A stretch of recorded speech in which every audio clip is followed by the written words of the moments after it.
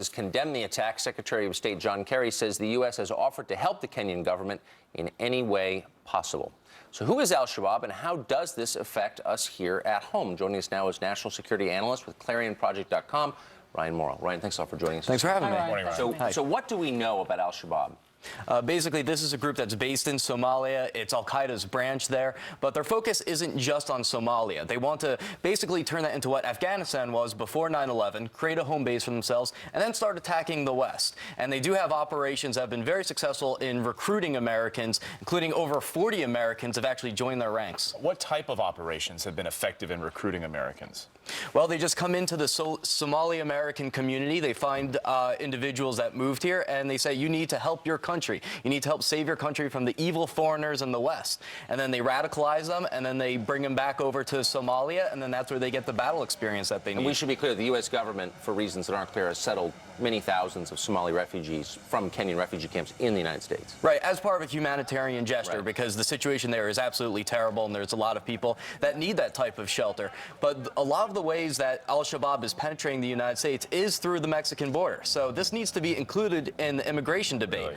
Right, because there was a man connected to al-Shabaab that was arrested in Virginia, and he confessed to the fact that he had smuggled over 270 Somalis into the United States. And if he's working for al-Shabaab, you can only imagine what those people will And of course, one of the scariest things is that this is what's called a soft target. It's an upscale mall. This is where people are shopping. They think that they are safe, basically. And what we've heard is that they targeted non-Muslims by asking people, rounding people up, and asking them some questions that they thought would separate Muslims and non-Muslims. Exactly, and so they didn't want to kill Muslims, and part of the reason is because al-Qaeda has experienced a backlash. They kill about 8 times as many Muslims as non-Muslims, and so that's caused a lot of backlash against them throughout the entire Muslim world, and that's been a major strategic setback for them.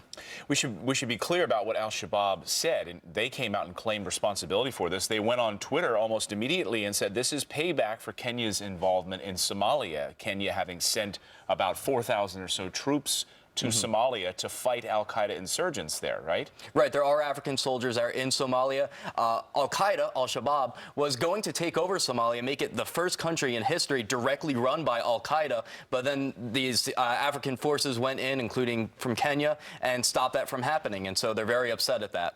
And so I hate almost to say this out loud, but considering the U.S. has a record of involvement in Somalia, there are a lot of Somalis living in this country, and you said some of them have joined al-Shabaab. How concerned are U.S. authorities about the possibility of something like this happening here?